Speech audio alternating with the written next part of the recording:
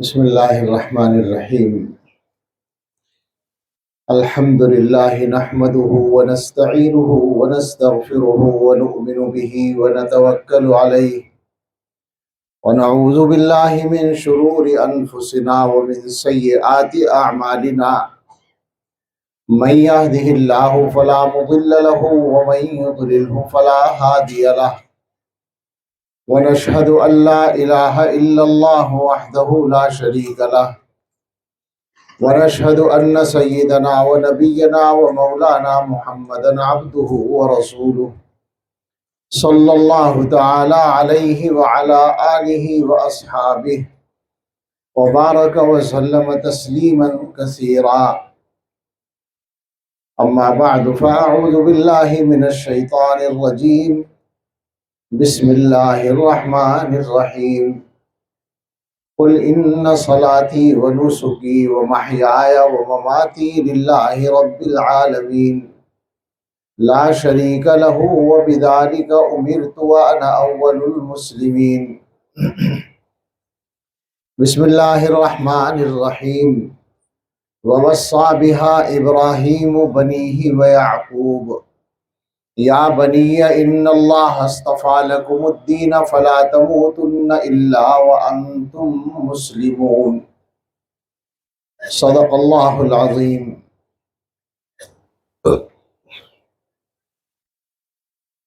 عن العباس بن عبد المطلب رضي الله تعالى عنه قال قال رسول الله صلى الله عليه وسلم ذاق طعم الإيمان من رضي بالله ربا وبالإسلام دينا وبمحمد رسولا، أو كما قال عليه الصلاة والسلام.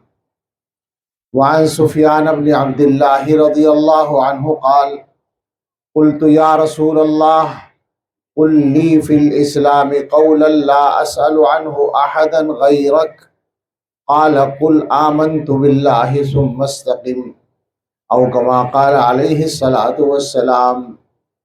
سبحان ربك رب العزة عما يصفون وسلام على المرسلين والحمد لله رب العالمين.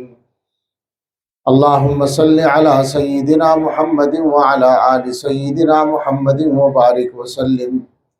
اللهم صل على سيدنا محمد وعلى آل سيدنا محمد وبارك وسلم. اللهم صل على سيدنا محمد وعلى آل سيدنا محمد وبارك وسلم. تاریخ نے پوچھا، اے لوگو، یہ دنیا کس کی دنیا ہے؟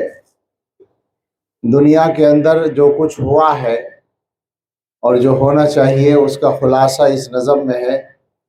تاریخ نے پوچھا، اے لوگو، یہ دنیا کس کی دنیا ہے؟ شاہی نے کہا، کنگڈم، بادشاہت. شاہی نے کہا یہ میری ہے، اور دنیا نے یہ مان لیا. پھر تخت بچھے، ایوان سجے، گھڑیال بجے، دربار لگے، تلوار چلی اور خون بہے، انسان لڑے انسان مرے. دنیا نے آخر شاہی کو پہچان لیا. تاریخ نے پوچھا، پھر لوگو یہ دنیا کس کی دنیا ہے؟ دولت نے کہا، سرمایہ دارانہ نظام. دولت نے کہا یہ میری ہے، اور دنیا نے یہ مان لیا. پھر بینک کھلے، بازار جمے، بیوپار بڑھے، انسان لٹے انسان بکے، آرام اڑے سب چیخ اٹھے. دنیا نے آخر دولت کو پہچان لیا. تاریخ نے پوچھا، پھر لوگوں یہ دنیا کس کی دنیا ہے؟ محنت نے کہا، کمیونزم. محنت نے کہا یہ میری ہے، اور دنیا نے یہ مان لیا. پھر روح دبی، پھر پیٹ بڑھے، افکار سڑے، کردار گرے، ایمان لٹے، اخلاق جلے. انسان نرے حیوان بنے، دنیا نے آخر محنت کو پہچان لیا۔ تاریخ نے پوچھا پھر لوگوں یہ دنیا کس کی دنیا ہے؟ مومن نے کہا اللہ کی ہے، اور دنیا نے یہ مان لیا۔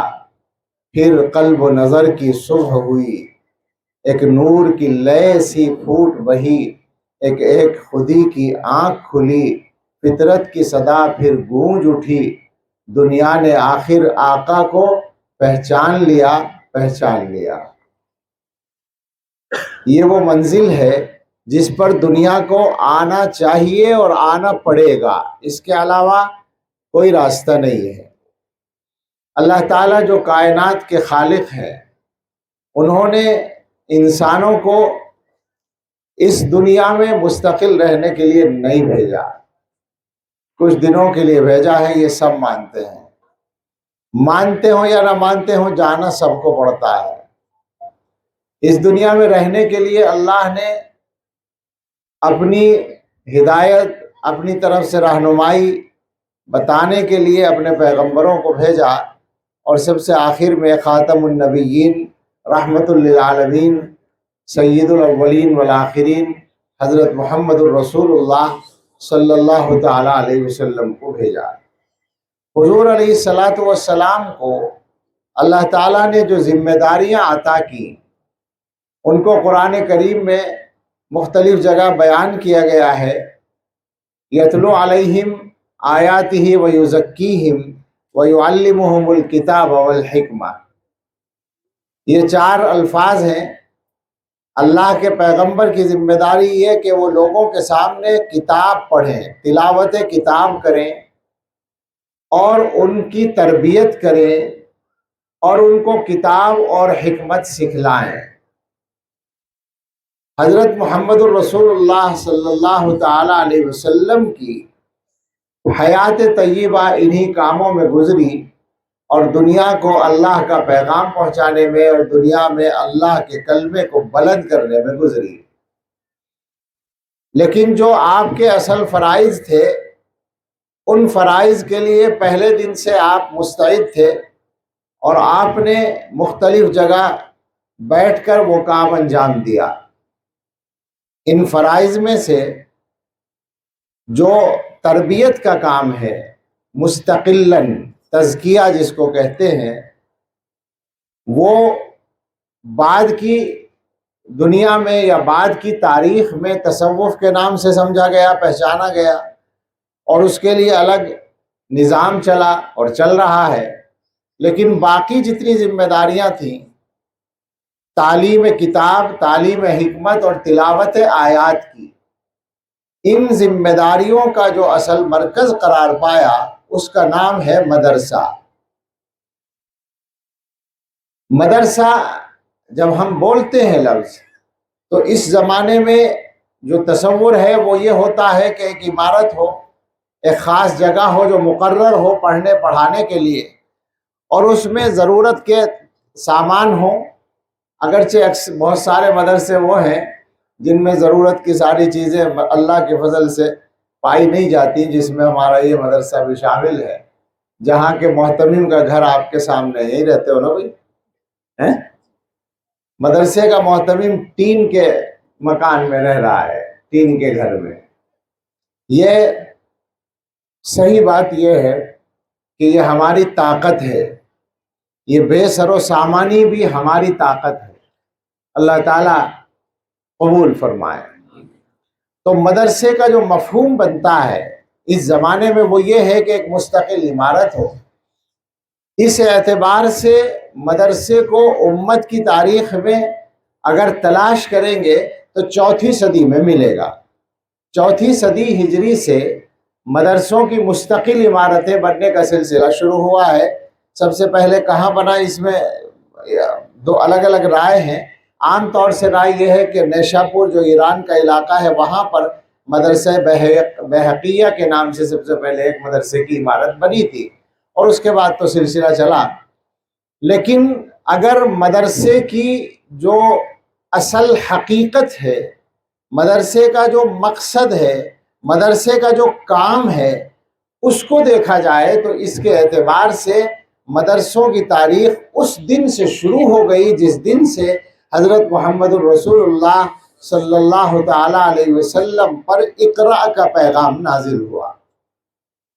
اور آپ صلی اللہ علیہ وسلم نے مکہ مکرمہ میں، ابھی مولانا نے اپنی تحریر میں ذکر بھی کیا، دار ارقم میں جو صفا کی پہاڑی کے دامن میں ایک گھر تھا، وہاں بیٹھ کر صحابہ کی تعلیم کا کام، صحابہ کو سکھانے کا کام شروع کیا۔ وہ سکھانا جو تھا وہ یتلو علیہم آیاتہ بھی تھا اور یزکیہم بھی تھا، یعنی وہ خانقاہ بھی تھی اور وہ مدرسہ بھی تھا۔ اس کے علاوہ مکہ مکرمہ ہی میں براہ راست قرآن کریم کی تعلیم کا سلسلہ جاری ہوا۔ علماء نے لکھا ہے کہ حضرت ابوبکر صدیق رضی اللہ تعالیٰ عنہ کے گھر کے باہر ایک چبوترا تھا، اس پر کھڑے ہو کر اور بیٹھ کر وہ قرآن پڑھا کرتے تھے، اور بچے، مکے کے لوگوں کے بچے سن لیا کرتے تھے، تو وہ ان کو گراں گزرا اور انہوں نے اس میں رکاوٹ ڈالی۔ آپ حضرات یہ بھی پڑھے ہوئے ہیں کہ حضرت عمر فاروق رضی اللہ تعالیٰ عنہ کی جو بہن تھیں حضرت سعید ابن زید رضی اللہ عنہ کی اہلیہ، ان کے گھر میں پہنچے تھے حضرت عمر، تو وہاں قرآن کی تعلیم ہی چل رہی تھی۔ حضرت خباب رضی اللہ عنہ ان کو قرآن پڑھا رہے تھے، تو وہ بھی مدرسہ تھا۔ اس طرح سے مدرسے کا جو اصل مفہوم ہے وہ مکہ مکرمہ سے شروع ہو گیا تھا، اور اس کے بعد جب حضور علیہ السلام مدینہ طیبہ پہنچے تو وہاں پر پہنچنے سے پہلے آپ نے پڑھانے والے کو اور سکھانے والے کو بھیجا تھا، حضرت مصعب ابن عمیر رضی اللہ تعالیٰ عنہ کو حضور نے اپنے جانے سے پہلے مدینہ بھیج دیا تھا۔ انہوں نے وہاں جا کر قرآن کریم کی تعلیم لوگوں کو دی تھی، اور پھر رسول اللہ صلی اللہ علیہ وسلم جب پہنچ گئے تو آپ کے ساتھ تو ظاہر ہے سارا دین چلتا تھا، لہٰذا دین کے تمام شعبے وہاں عمل میں آ گئے، اور پھر باقاعدہ سیکھنے سکھانے کا جو سلسلہ ہوا اور اس میں باہر سے آنے والے بھی شریک ہوئے، تو وہ صفے کے نام سے ساری دنیا جانتی ہے، وہ چبوترا تھا جس پر باہر کے آنے والے رہا کرتے تھے، اور ان کی تعداد 2 4 10 5 بھی ہوتی تھی اور سینکڑوں تک بھی پہنچ جاتی تھی الگ الگ وقتوں میں۔ اور اس کے بعد پھر خلافت راشدہ کا دور آیا تو حضرت عمر فاروق رضی اللہ تعالیٰ عنہ نے باقاعدہ حضرت ابو درداء رضی اللہ تعالیٰ عنہ کو ملک شام کی راجدھانی دمشق بھیجا، جہاں جا کر انہوں نے حلقہ درس قائم کیا، اور بعض مرتبہ 1500 سے زیادہ لوگ ان کے درس میں شریک ہوئے۔ اس طرح دور صحابہ میں یہ تعلیم کا سلسلہ شروع ہوا، اور یہ سلسلہ بڑھتے بڑھتے اپنے ترقی کے بام تک پہنچتا رہا اور پہنچا، اور اللہ تعالیٰ کا کلام اور اللہ کا پیغام اور اللہ کے دین کی حقیقت کو ساری دنیا کے سامنے اس نے متعارف کرایا۔ آج ہم مدرسے کے جس نظام کے سائے میں زندگی گزار رہے ہیں، جس کا تذکرہ ابھی مولانا نے کیا ہے، مولانا توفیق صاحب نے بھی اور مولانا فخر الدین صاحب نے بھی، کہ ہندوستان کے اندر وہ وقت آیا تھا کہ 700-800 سال تک حکومت کرنے کے بعد ہم بے سہارا ہو گئے تھے، حکومت ہمارے ہاتھ سے چھن گئی تھی، اور اب یہ بات تقریباً اسباب کی دنیا میں یقینی بن گئی تھی کہ ہندوستان سے مسلمانوں کا نام و نشان مٹ جائے گا۔ یہ گویا ایک اندازہ لگایا جا سکتا تھا، اس لیے کہ اس جیسا دنیا کی تاریخ میں ایک تجربہ اور ہوا تھا، اور وہ تجربہ تھا اسپین کا۔ اگر آپ میں بہت سے ایسے لوگ ہوں گے جنہوں نے تاریخ پڑھی ہوگی، تو وہ ذرا سا اس تاریخ کا ایک موازنہ، ایک مقابلہ کر کے دیکھیں ہندوستان اور اسپین کی تاریخ کا، تو یہ پتہ چلے گا کہ اسپین اور ہندوستان میں جو مسلمانوں کی حکومتیں قائم ہوئیں ان میں کچھ مشابہتیں ہیں۔ یعنی مثال کے طور پر یہ بات کہ 700-800 سال کا لمبا وقفہ وہاں بھی ملا اور یہاں بھی ملا، اور یہ بات بھی کہ حکومتیں کبھی تو پورے ملک پر ایک رہی اور کبھی علاقائی حکومتیں بنی، چھوٹے چھوٹے بادشاہوں کے قبضے میں ملک رہے۔ یہ بھی ہندوستان میں بھی ہوا، وہاں بھی ہوا، اور بھی اسی انداز سے بہت ساری باتیں ہیں۔ لیکن اسی کے ساتھ ساتھ ایک فرق یہ ہے کہ اسپین ہندوستان کے مقابلے میں زیادہ ترقی یافتہ حکومت تھی مسلمانوں کی، حالانکہ ہندوستان کی حکومتوں میں بھی ترقی مسلمانوں کے دور میں آئی، اور مسلمان بادشاہوں نے جو ہندوستان کو تحفے دیے ہیں آج کی دنیا ان سے ناواقف ہے، یا ناواقف کرنے کا مظاہرہ، ناواقف ہونے کا مظاہرہ کر رہی ہے اور دوسروں کو ناواقف کرانا چاہتی ہے، وہ الگ بات ہے۔ تاریخ پر وہ پردہ ڈالنا چاہتے ہیں، لیکن وقت علاج کر دے گا انشاءاللہ، پردے اتر جائیں گے۔ ہندوستان میں بھی مسلمانوں نے ہندوستان کو بہت کچھ دیا ہے، اور جب یہ بات آ گئی تو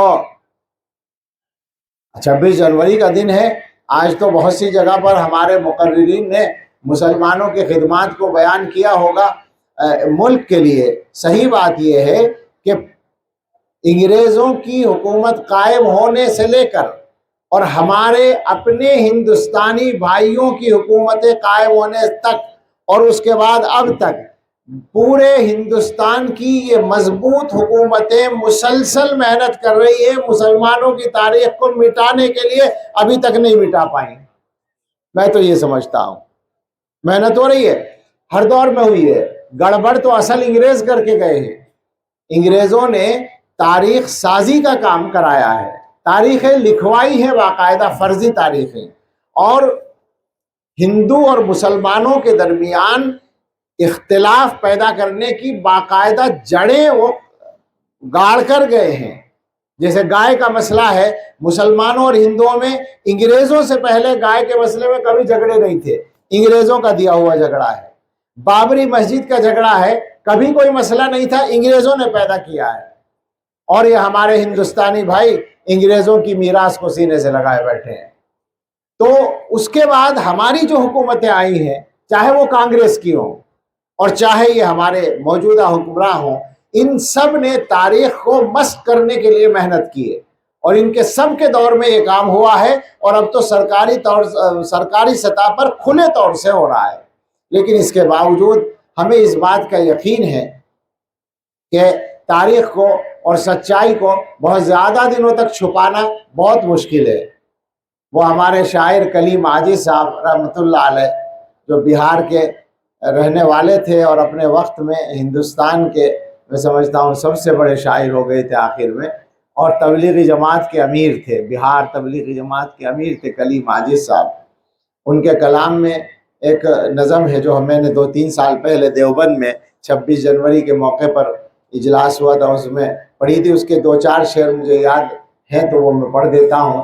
انہوں نے کہا تھا، ایک فساد ہوا تھا بھاگلپور کا 1989 کا، اس موقع پر انہوں نے وہ نظم کہی تھی، چند دن سے تھے نہایت ہی پس و پیش میں ہم، چپ ہی رہ جائیں کہ اظہار خیالات کریں، پھر یہ سوچا کہ پس و پیش کا اب وقت نہیں، ہم نشیں آ ذرا دل کھول کے کچھ بات کریں، ہم نشیں یاد ہے تجھ کو کہ تیرے یار تھے ہم، تیری زلفوں میں صدیوں سے گرفتار تھے ہم، سائے گل تھے تیرے چاہنے والوں کے لیے، تیرے دشمن کے لیے برہنہ تلوار تھے ہم، تو اگر شمع تھا ہم تیرے لیے تھے فانوس، تو مکی تھا تو مکاں کے در و دیوار تھے ہم، حسن تھا حسن پرستی کا یہ ماحول نہ تھا، ایسا ماحول تجھے پہلے پہل ہم نے دیا، ہم نے تعمیر کیا تیرے لیے لال قلعہ، تیرے ماتھے کے لیے تاج محل ہم نے دیا، بات کرنے کو دی اردو معلیٰ ہم نے، گنگنانے کے لیے ساز غزل ہم نے دیا۔ آگے کچھ بند ہیں، اس کے بعد انہوں نے کہا تھا، ہم بغلگیر تمہارے ہیں غنیمت سمجھو، ہم جو اٹھ جائیں گے پہلو سے تو پچھتاؤ گے، مل کے رہنے کا سبق ہم نے دیا ہے تم کو، تم تو بکھرے ہوئے تھے اور بکھر جاؤ گے۔ اور یہ بھی اسی میں پیغام ہے کہ دوست نہ بننے میں بہت گھاٹا ہے۔ یہ پیغام یہاں سے 26 جنوری کی مناسبت سے چلا جائے، پھر ہم اصل موضوع پر آ جائیں گے۔ دوست نہ بننے میں بہت گھاٹا ہے، ہم اپنے بھائیوں سے کہتے ہیں، ہندو بھائیوں سے کہتے ہیں، کہ پھر دوستی کی آب و ہوا تازہ کریں، کہ پھر درد کا ٹوٹا ہوا رشتہ جوڑیں، کہ پھر وعدہ و پیمان وفا تازہ کریں۔ تو بات میں یہ کر رہا تھا کہ ہندوستان میں بھی مسلمان بادشاہوں نے بہت ترقی کی، لیکن اسپین کی ترقی زیادہ تھی، علوم و فنون کی ترقی اور ہر اعتبار سے، اور اسی ترقی کی برکتیں پہنچی تھیں یورپ کے علاقوں میں۔ ظاہر اسپین یورپ کا حصہ تھا، اور جس زمانے میں مسلمان حکومتوں کی سرپرستی میں اسپین دنیا بھر کے لیے ترقی کا نمونہ بنا ہوا تھا، اس زمانے میں یورپ کا علاقہ اپنی تاریخ کے کیا کہتے ہیں اس کو بلیک ایج ہے، تاریخ دور سے گزر رہا تھا، اور انہوں نے اپنے بچوں کو وہاں بھیج کر تعلیم دلوانے کے لیے کوشش کی، اور وہاں سے تربیت حاصل کر کے کچھ روشنی حاصل کی۔ وہاں کے طفیل میں یورپ کے اندر وہ روشنی آئی، جس سے بعد میں انہوں نے ساری ترقی کی بنیاد رکھی۔ تو اسپین کی حکومتیں زیادہ ترقی یافتہ تھیں، اور بعض زمانوں میں تو یہ حال رہا کہ طاقت میں بھی ان کا جواب نہیں تھا۔ اسپین کی تاریخ کا ایک مشہور بادشاہ ہے عبد الرحمن ثالث، اس کی طاقت کا یہ عالم تھا کہ یورپ کے ملکوں کے بادشاہ جب آپس میں لڑتے تھے اور ان کے جھگڑے طے نہیں ہو پاتے تھے تو فیصلہ اسپین کے دربار میں، اندلس کے دربار میں ہوتا تھا۔ اور ایسا بھی ہوا ہے کہ ایک بادشاہ نے، یورپ کے ایک بادشاہ نے دوسرے بادشاہ کے ملک پر قبضہ کر لیا، وہ کمزور تھا، وہ خود چلا آیا عبد الرحمن ثالث کے دربار میں درخواست لے کر کہ میری مدد کریں، تو عبد الرحمن نے، ہمارے بادشاہ نے صرف ایک خط لکھا ظالم بادشاہ کے نام کہ تم ان کا ملک واپس کر دو ورنہ ہم آ جائیں گے فوج لے کر اور تمہاری خبر لیں گے، اور تاریخ گواہ ہے ایک خط سے ملک واپس ہوا ہے۔ یہ طاقت تھی اسپین کے بادشاہوں کی۔ علم و فن کا بھی عجیب و غریب ترقی کا دور تھا۔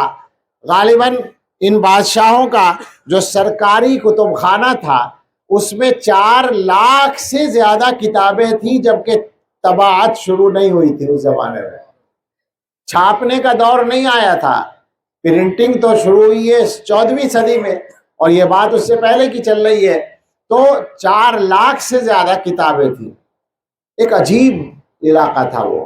بہرحال واپس آتے ہیں اصل بات کی طرف۔ جب وہاں زوال آیا تو آپ دیکھیں گے کہ دونوں ملکوں میں، ہندوستان میں اور اسپین میں، ہم سے حکومت چھیننے والا جو طبقہ تھا وہ عیسائیوں کا تھا۔ عیسائیوں نے وہاں بھی ہم سے حکومت لی اور یہاں بھی لی، انگریز عیسائی۔ مگر ہوا یہ تھا کہ اسپین میں علاقائی 2 بادشاہ تھے، ایک شوہر ایک بیوی۔ وہ جو بیوی تھی اس کو باپ کی طرف سے ایک حکومت ملی تھی اور اس کا شوہر اپنے ملک کا بادشاہ تھا۔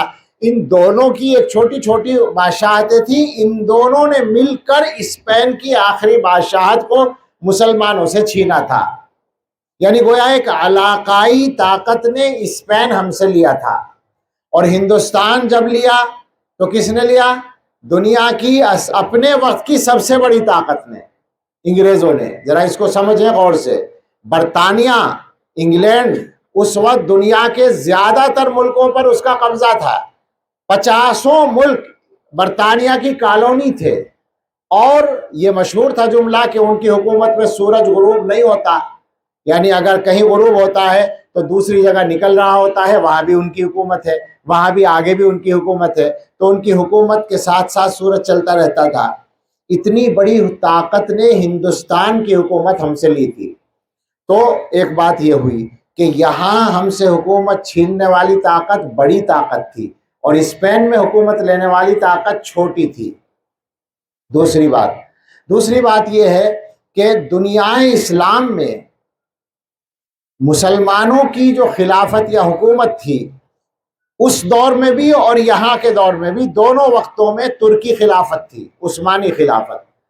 اور جب اسپین سے مسلمانوں کی حکومت ختم ہوئی تو وہ عثمانی خلافت کا گویا ابتدائی ترقی کا دور تھا، عروج کا دور تھا۔ 1491-92 میں یہ حادثہ ہوا ہے، اور عثمانی سلطنت اس سے پہلے قائم ہو گئی تھی، تو ترکی کی جو طاقت تھی، ترکی خلافت کی، وہ بہت مضبوط طاقت تھی، اور اسی زمانے میں ان کا بحری بیڑا دنیا کا نمبر 1 کا سمجھا جاتا تھا، اور جب ہندوستان میں ہم سے حکومت گئی ہے تو ہماری مدد کرنے کی اگر کسی کے اندر ہمت ہو سکتی تھی تو وہی خلافت تھی، مگر وہ بڑھاپے کے دور میں تھی، کمزوری کے دور میں تھی۔ تو اب سوچیں ذرا، ظاہری اسباب کے اعتبار سے کل ملا کر یہ ہوا کہ اسپین زیادہ مضبوط علاقہ تھا، زیادہ ترقی یافتہ ہمارا علاقہ تھا، اور حکومت چھیننے والی طاقت چھوٹی تھی اور ہماری مدد کرنے والی طاقت بڑی تھی، اور ہندوستان میں بڑی طاقت ہماری دشمن تھی اور ہماری اپنی طاقت کمزور تھی، اور یہاں بھی ہم کمزور تھے۔ تو ہونا کیا چاہیے تھا کہ اسپین میں زندہ رہتے اور ہندوستان میں ختم ہوتے، یہی ہونا چاہیے تھا نا، اسباب کے اعتبار سے یہ ہونا چاہیے تھا، مگر ہوا کیا ہے؟ الٹا ہوا ہے۔ ہوا یہ ہے کہ اسپین میں ختم ہو گئے، ایک لمبی تاریخ ہے، 100 برس لگے، اگرچہ 100 برس لگے ختم ہونے میں، لیکن ختم ہوئے وہاں سے، اور یہ لکھ دیا گیا کہ اب اسپین میں کوئی اللہ کا نام لینے والا نہیں ہے۔ مگر ہندوستان میں کیا ہوا؟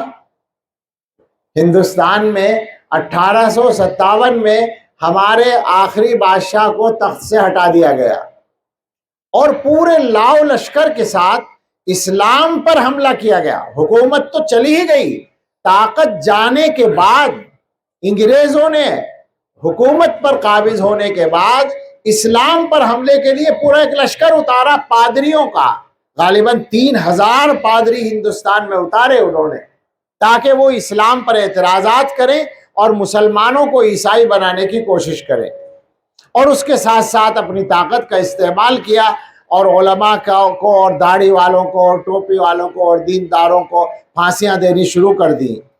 تو ہوا کیا؟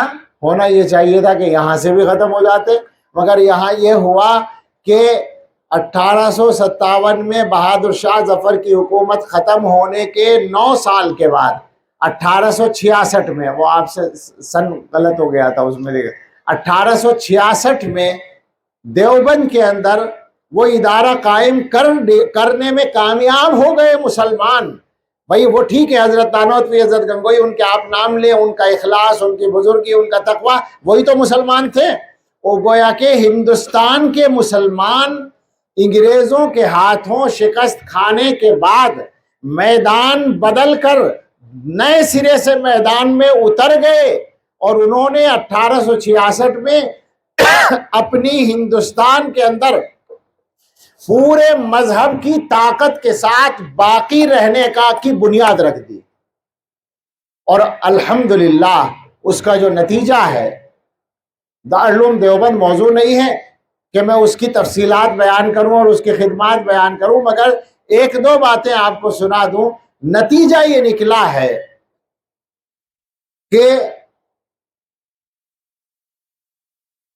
شیخ عوامہ ایک محدث ہیں، اس وقت کے سب سے بڑے محدث کہا جا سکتا ہے، انہوں نے دیوبند میں آ کر جو لکھا وہ یہ تھا کہ دارالعلوم دیوبند کی جتنی عمر ہے، 100-150 سال، اتنی عمر میں اتنا بڑا فیض کسی ادارے سے پہنچنے کی کوئی مثال نہیں دنیا کے اندر، امت کی تاریخ میں۔ اور ایک وہ امریکہ کا ایک افسر تھا، اس نے آ کر یہ کہا تھا کہ میں دنیا کے تمام بر اعظموں میں جاتا ہوں، ہر بر اعظم کے ہر اس ملک میں جہاں مسلمان رہتے ہیں، اور میری جو ڈیوٹی ہے وہ مسلمانوں کی مذہبی سرگرمیوں کی تحقیق کرنا ہے۔ میں جہاں بھی گیا اور میں نے آپ کے مذہب کا کوئی کام مضبوطی کے ساتھ ہوتا ہوا دیکھا اور اس کی جڑ کو کریدا تو اس کے نیچے سے دیوبند نکلا۔ نعرہ تکبیر، اللہ اکبر، سر بقف سر بلند، دیوبند دیوبند، سر بقف سر بلند، دیوبند دیوبند، سر بقف سر بلند، دیوبند دیوبند۔ تو اب آپ ذرا سوچیں کہ مدرسے کی کیا حقیقت ہے اور مدرسے کی کیا اہمیت ہے مسلمانوں کے لیے۔ اب صورتحال تھوڑی سی بدلی ہوئی، آج کے حالات پر بات کر لیں۔ دارالعلوم دیوبند جب قائم ہوا تب بھی یہی چیلنج تھا کہ ایک پوری حکومت آ گئی تھی مسلمانوں کو اور ان کی نسلوں کو اسلام سے ہٹانے کے لیے، ان کا مشن تھا یہ۔ اور یہ ایک بات ہمیشہ یاد رکھیں کہ دشمنان اسلام کبھی اپنے پروگرام کو چھپاتے نہیں ہیں۔ انگریزوں نے باقاعدہ اعلان کیا تھا، لارڈ میکالے کا مشہور جملہ ہے، جو ان کا گویا تعلیم کا ذمہ دار تھا، اور اس نے رپورٹ پیش کی تھی اور اپنی تفصیلات دی تھیں، اور اس میں اس نے بتایا تھا ہم کیا کر رہے ہیں۔ تو اس کا خلاصہ اس نے ان لفظوں میں بیان کیا تھا کہ ہمارا مقصد ایک ایسی قوم تیار کرنا ہے جو رنگ و نسل کے اعتبار سے ہندوستانی ہو، مگر اپنے ذہن و مزاج کے اعتبار سے انگلستانی ہو، انگریز ہو۔ یہ ان کا مشن تھا۔ یہ مشن پوری طاقت کے ساتھ چلایا گیا۔ ہمیں بتائیں، گستاخی معاف، آج کے زمانے میں باتیں بہت بنائی جا رہی ہیں، معاف کریں، اور مدارس کی خدمات پر بھی اپنے بھی پردہ ڈالنے کی کوشش کر رہے ہیں، اور مدرسے کی ضرورت پر بھی بات ہو رہی ہے کہ ضرورت ہے یا نہیں اس نظام کی۔ بہت صفائی کے ساتھ اور بہت عاجزی کے ساتھ یہ عرض ہے کہ ایسے تمام حضرات ایک بات سن لیں کہ ان کی اس بات کا فائدہ اگر کسی کو پہنچے گا تو اسلام کے سب سے طاقتور اور مضبوط دشمنوں کو پہنچے گا، اور کوئی ہو اس کا نتیجہ نہیں ہے۔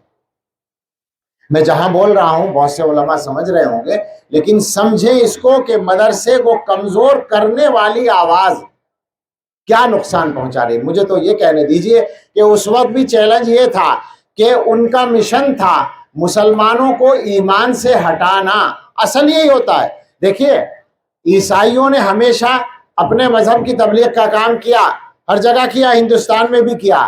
1857 سے پہلے سے ان کے مشن اسکول قائم ہیں، یہ پکی بات ہے، معلوم ہے یہ، لیکن اور اس کے ذریعے سے انہوں نے ہر مذہب کے لوگوں کو عیسائی بنایا۔ سب سے کم کامیابی ان کو مسلمانوں ہی میں ملی ہے، ورنہ آپ دیکھیں شمال مشرق میں جا کر، آپ کے بالکل ادھر الٹا ہندوستان کا وہ کنارہ جو نارتھ ایسٹ کہلائے گا، اسی میں تو بعض صوبے کے صوبے عیسائی بنے ہوئے ہیں اس وقت میں۔ کیسے بنے؟ ان کی محنت سے بنے۔ تو یہ صحیح ہے کہ ان کو کامیابی دوسروں میں ملی زیادہ، مگر ان کا اصل مشن مسلمانوں کو عیسائی بنانا ہوتا ہے، چونکہ ٹکر تو مسلمان سے، جھگڑا تو مسلمان سے، پریشانی تو مسلمان سے۔ وہ مسلمان جو صحیح دین پر قائم ہے، جو اللہ کو ایک مانتا ہے، جو حضرت محمد صلی اللہ علیہ وسلم کو آخری نبی مانتا ہے، جھگڑا اس سے ہے، بدلنا اس کو چاہتے ہیں اور اس کی نسلوں کو گمراہ کرنا۔ تو وہاں بھی یہ مشن تھا 150 سال پہلے، اور اللہ کی توفیق سے ہمارے بڑوں نے اپنے کامل پہاڑوں جیسے اخلاص کی بنیاد پر اس کا مقابلہ کیا۔ وہی چیلنج اب دوبارہ آ گیا ہے۔ بس مجھے یہ عرض کرنا ہے خلاصے کے طور پر کہ وہی چیلنج اب دوبارہ سامنے ہے، راز کی بات نہیں ہے، لہٰذا ہم اپنی حکومت کا نام لے کر بھی کہہ سکتے ہیں کہ اب ہماری حکومت، ہندوستانی حکومت آئی ہے، وہی مشن لے کر، وہی پروگرام لے کر کہ ہندوستان کے لوگوں کو، ظاہر ہے یہ انگلستانی تو بنائیں گے نہیں، ان کا مقصد ہے کہ ہندوستان میں رہنے والے چاہے جس مذہب کے ماننے والے ہوں، مگر ذہن و مزاج کے اعتبار سے وہ ان کی دیو مالائی کہانیوں کے اسیر ہوں، اور وہ ان کی جو کچھ بھی ان کی مذہبی روایات ہیں، میں اس پر بھی کچھ ایک لفظ بھی نہیں کہنا چاہتا تاکہ موضوع بدل نہ جائے، لیکن اس کے رنگ میں سب کو رنگنا ان کا مشن ہے۔ اور یہ بات بھی کوئی الزام نہیں ہے، اس کا وہ اعلان کرتے ہیں۔ اعلان کیا کرتے ہیں؟ انہوں نے جو تعلیمی پالیسی بنائی ہے، یہاں بعض علماء ایسے ہوں گے جنہوں نے اس تعلیمی پالیسی کو دیکھا ہوگا، تھوڑا بہت میں نے بھی دیکھا ہے، تو میں تو لوگوں سے یہ کہتا ہوں کہ وہ تعلیمی پالیسی نافذ ہو چکی ہے، منظور ہو کر پارلیمنٹ سے اور کابینہ سے نفاذ اس کا ہو چکا ہے، اس کی تفصیلات تیار ہو رہی ہوں گی، اسکولوں میں پہنچ جائیں گی، کچھ پہنچ بھی گئی ہوں گی۔ جب وہ مکمل طور پر عمل میں آ جائے گی تو میرے جیسے آدمی کو یہ اندیشہ ہے کہ ہو سکتا ہے ایسا وقت آ جائے کہ ہمارا بچہ اسکول سے پڑھ کر آئے اور ہم اس سے یہ کہیں کہ بیٹا تم اسکول سے آ رہے ہو، کلمہ پڑھ لو، کچھ پتہ نہیں کہ تمہارا ایمان باقی ہے یا ختم ہوا ہے۔ بالکل اس کا انتظام کیا گیا ہے تعلیم کے ذریعے سے، اور راستوں سے جو محنت ہو رہی وہ الگ ہے. بہت سارے راستے ہیں جن سے ایمان سے ہٹانے کے لیے محنتیں ہو رہی ہیں. کچھ اشارہ مولانا نے بھی کیا. سوشل میڈیا اس کے لیے آج کل بہت آسان ذریعہ بن گیا ہے اور الحاد پھیل رہا ہے. تعلیمی اداروں میں بھی اور تعلیمی اداروں کے علاوہ بھی بہت سی جگہوں پر باقاعدہ مسلمانوں کے بچے بھی ایتھسٹ بن رہے ہیں، لا مذہب بن رہے ہیں. یقین کے ساتھ معلوم ہے، تعداد کی بات میں نہیں کرتا، لیکن بہرحال ہو رہا ہے. تو وہ اپنی جگہ ہے، مگر خود ہماری حکومت کی طرف سے جو چیلنج ہمارے سامنے ہے وہ وہی چیلنج ہے جو انگریزوں کی طرف سے سامنے آیا تھا. اب آپ بتائیں کہ آپ اس کا مقابلہ کسی نئے نسخے سے کریں گے یا اسی نسخے سے کر سکیں گے جس کا تجربہ پہلے کر چکے ہیں. دنیا کی سب سے بڑی طاقت کے مقابلے میں جس نسخے کا تجربہ ہوا ہے وہ مدرسے کا نسخہ ہے. باقی جو کچھ بھی ہوگا، وہ اسی کے ساتھ چلے گا. سارے دین کے جتنے کام ہیں ہمارے بڑوں نے جو جاری کیے ہیں ان سب کو مضبوط کیجئے. یہ 100% ضروری ہے، پیغام ہے ہمارا. یہ تبلیغی جماعت کا کام ہے، اسے کمزور کرنے کی کوشش نہ کریں اللہ کے واسطے. جمعیت علماء یا ملی تنظیموں کے جتنے کام ہیں ان کو بھی کمزور کرنے کی کوشش نہ کریں. جو ادارے اس وقت اور جو تحریکات چل رہی ہیں ان سب کو باقی رکھنا، مضبوط کرنا، یہ ہم سب کی ضرورت اور ذمہ داری ہے. اور کیوں ہے یہ بھی سننے میں صاف لفظوں میں کہتا ہوں کہ فی الحال ہمارے پاس ایسا دم نہیں ہے کہ ہم پرانا مکان گرا کے نیا مکان بنائیں. مولانا غلط تو نہیں کہہ رہا، یاد رکھنے کی بات ہے. یہ ایسی جان نہیں ہے، وہ دلوں کے اندر وہ طاقت نہیں ہے جو طاقت انگریزوں سے ٹکرانے کے بعد دیوبند میں مدرسہ کھلوا دے. ایسی کوئی طاقت اب ہمارے پاس نہیں ہے. لہٰذا پرانے مکان ہی کو ذرا مضبوط کرنے کی کوشش کرتے رہیے. اور یہ بات ذہن میں رکھیں کہ کمزور کرنا کبھی کبھی دشمن کی طرف سے نہیں، اپنوں کی طرف سے بھی ہو جاتا ہے. خود ہم اپنے گھر کو کبھی کبھی گرا دیتے ہیں. جب دو بھائی اپنے مکان کی تقسیم پر لڑتے ہیں تو مکان کمزور ہوتا ہے یا نہیں ہوتا؟ سوچیں ذرا. تو تبلیغ والے بھائیوں سے بھی یہ کہیں گے کہ خدا کے واسطے تم اپنے ہی ہاتھوں سے اس کو کمزور نہ کرو. مولانا الیاس صاحب کا نام لیتے رہتے ہو، مجھے تو ڈر لگتا ہے کہ فخر کے لیے لیتے ہو. اگر اخلاص سے لیتے ہو تو ان کے طریقے پہ کیوں نہیں چلتے جناب؟ معاف فرمائیں برا لگے تو، لیکن مجھے عادت ہے صاف کہنے کی. ان کا طریقہ بتا دوں، ایک واقعہ سن لیں. وہ مدرسوں والوں کے لیے بھی ہے اور ان کے لیے بھی ہے. جس زمانے میں حضرت مولانا الیاس صاحب رحمۃ اللہ علیہ موجود تھے اور دارالعلوم دیوبند میں شیخ الاسلام حضرت مدنی رحمۃ اللہ علیہ، حضرت مولانا سید حسین احمد مدنی رحمۃ اللہ علیہ، اس زمانے میں کھتولی، ہمارے ضلع مظفر نگر میں ایک قصبہ ہے کھتولی. اگر ٹرین سے دیوبند جائیں گے تو راستے میں پڑے گا دلی سے دیوبند جاتے ہوئے. اس کھتولی قصبے میں جمعیت علماء کا ایک پروگرام طے ہوا اور اتفاق سے اسی تاریخ میں تبلیغی جماعت کا اجتماع بھی طے ہوا اور دونوں نے اپنے اپنے طور پہ تیاری کی. تبلیغ کے جلسے میں آنا تھا حضرت مولانا الیاس صاحب کو اور جمعیت کے جلسے میں آنا تھا حضرت مدنی رحمۃ اللہ علیہ کو. پہلے سے دونوں کو پتہ ہی نہیں چلا، دونوں پہنچ گئے کھتولی. اب وہاں حضرت مدنی رحمۃ اللہ علیہ کو کسی نے بتایا کہ آج یہاں تبلیغ کا اجتماع بھی ہے اور مولانا الیاس صاحب آئیں گے یا آ گئے ہیں. تو حضرت نے فرمایا بھائی جب ایک اجتماع ہو رہا تھا تو اسی دن میں تم لوگوں نے جمعیت کا جلسہ کیوں رکھ لیا؟ جاؤ مولانا الیاس کی تقریر سن لو سب جا کے، میں دیوبند جا رہا ہوں. یہ فرما کر اسٹیشن چلے گئے. ادھر مولانا الیاس صاحب کو پتہ چل گیا. انہوں نے فرمایا کہ کھتولی میں جمعیت کا جلسہ ہو اور اس میں حضرت مدنی بیان کرنے آئے ہوں، الیاس کی یہ مجال نہیں ہے کہ وہ الگ جلسہ کر کے تقریر کرے. چلو میں بھی چلتا ہوں، تم بھی چلو، حضرت مدنی کی تقریر سنیں گے. اسی طرح بولتے تھے، حضرت مدنی کہتے تھے وہ بھی. وہ سارے مجمع کو لے کر ادھر آئے اور ادھر کا مجمع اٹھ کے ادھر آ رہا تھا. راستے میں ملاقات ہوئی. جلسہ نہ ان کا ہوا نہ ان کا ہوا، مگر آپ بتائیں کہ اخلاص کا اعلیٰ نمونہ اور سب کے لیے ایک اعلیٰ کردار کی مثال قائم کر گئے یا نہیں؟ नारा तकबीर, उलमाए देवबंद, उलमाए हक, उलमाए देवबंद, हजरत मौलाना सलमान साहब जिंदाबाद। तो ये वो रास्ता है। इसलिए तबलीगी अहबाब से भी ये गुजारिश है कि खुद अपने काम को भी कमज़ोर ना करें और मदरसे को भी कमज़ोर करने की कोशिश ना करें। इसलिए कि ये बात समझ लें, मैं वहीं लाना चाहता था बात को, मदरसे के बगैर आप भी नहीं हैं। तबलीगी जमात हो या हमारे खानकाहें हों या जो भी हमारे सिलसिले हैं, उन सब के लिए जड़ बुनियाद का काम मदरसा करता है। आप कोई एक दिन ऐसा तसव्वुर करें, अल्लाह ना करे, कि हमारे मदारिस ना हो, तो फिर किसी भी काम की कोई गारंटी नहीं दी जा सकती। मुसलमानों के ईमान पर कायम रहने की गारंटी नहीं दी जा सकती। और यहीं से फिर ये मजमून भी निकलेगा कि खाली तबलीग वालों ही को नसीहत नहीं करनी है, कुछ अपने आप को भी कहना है। हम जो मदरसे वाले हैं, हमने भी मदरसों का बहुत बड़ा गलत किया है,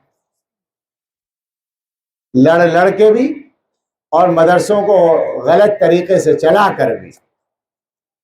कोई राज नहीं है, इसलिए कहने में कोई बुराई नहीं है, कोई गुस्ताखी नहीं है। और गुस्ताखी अगर तो सबसे पहले अपने ही साथ है। इसी निज़ाम का एक छोटा सा पुर्जा हम भी हैं। हमें ये जिम्मेदारी समझनी है कि मुसलमानों के लिए सबसे कीमती मता इस वक्त ये मदरसे हैं। और इस मुल्क में और बाहर जितनी भी ताकतें हैं, वो सब ताकतें निशाना बनाए हुए हैं मदरसों को। हमारे मुसलमान भाई जो हालात को नहीं जानते, हम उनसे बताना चाहते हैं कि ये बात तो आप समझेंगे कि दुश्मन जो होता है, समझदार दुश्मन, वो अपने दुश्मन की असल ताकत पर वार करता है।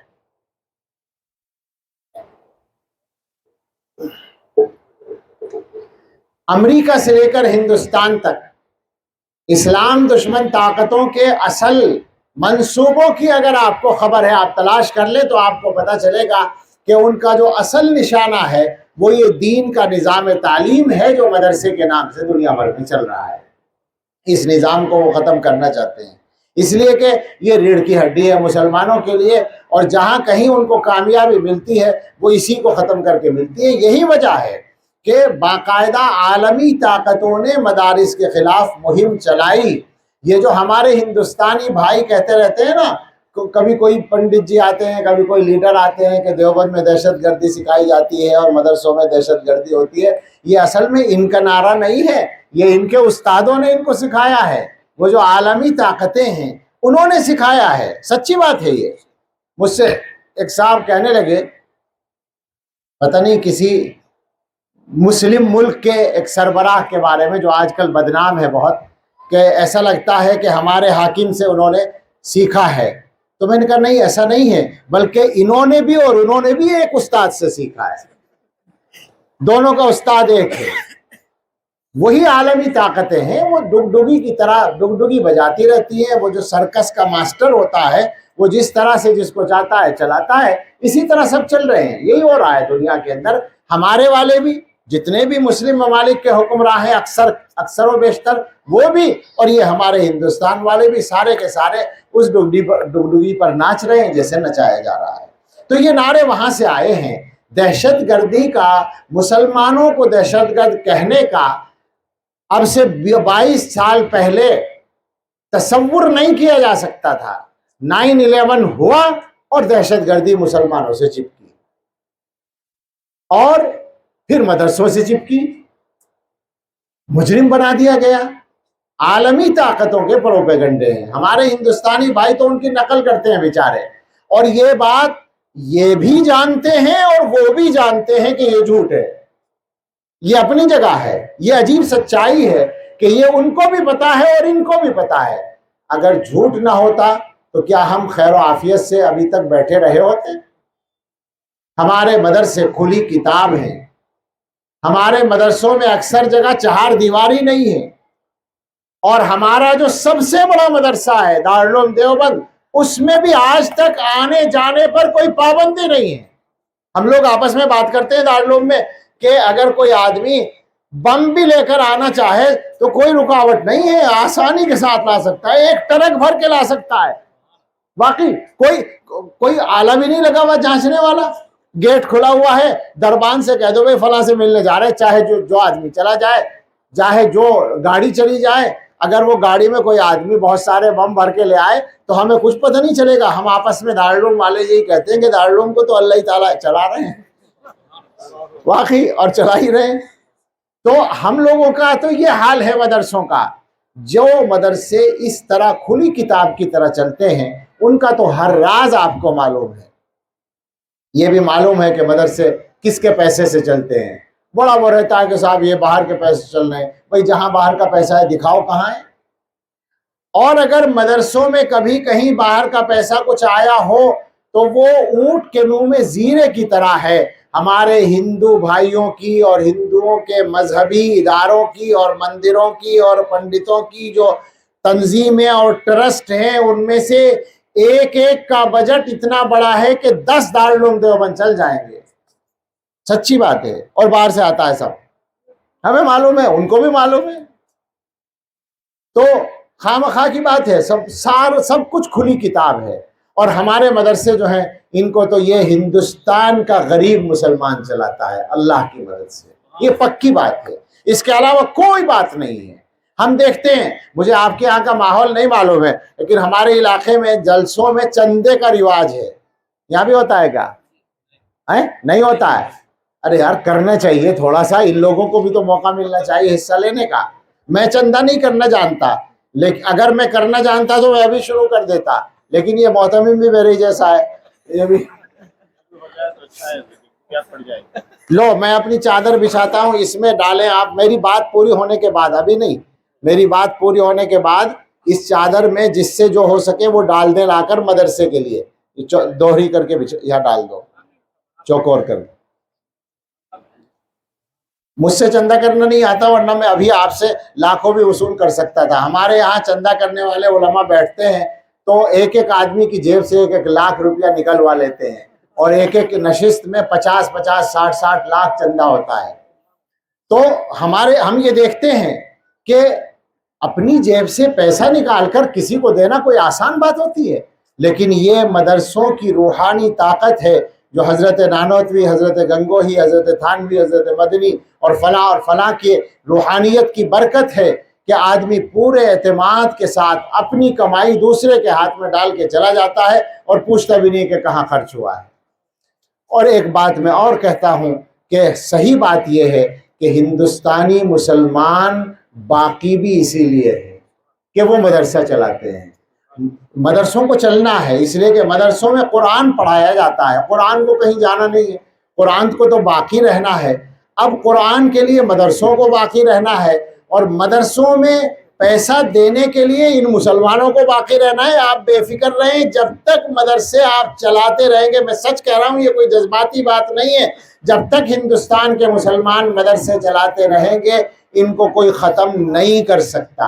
ان کو باقی رہنا ہے اور یقین کریں انشاءاللہ قیامت تک رہنا ہے. اللہ تعالی ہمیں سب کو مدرسے کی صحیح قدر و قیمت سمجھنے کی توفیق عطا فرمائے اور ہمیں اپنی اپنی ذمہ داریاں صحیح طریقے سے اصول کے مطابق ادا کرنا آسان فرمائے. آمین. وآخر دعوانا ان الحمدللہ رب العالمین. اب اسٹیج کے علماء کرام سے بھی درخواست ہے کہ اس چادر میں ضرور کچھ ڈال دیں. عام طور سے یہ مولوی لوگ پیچھے رہ جاتے ہیں تو میں نے کہا کہ پہلے ہی کچھ وصول کر لیا جائے. جزاک اللہ. میری گزارش یہ ہے کہ ہر آدمی کے لیے اٹھ کے آنا مشکل ہوگا، کچھ لوگ پیچھے جا کر لے آئیں، مگر یہ گزارش ضرور ہے کہ کوئی آدمی دیے بغیر نہ رہے. سمجھ رہے ہیں آپ؟ ہر آدمی اپنی جیب سے کچھ نکال دے، 2000 1000 10,000 5000 500 100 200 جس کے پاس جیسا موقع ہے وہ ضرور نکال دے، نکال کر یہاں ڈال دے.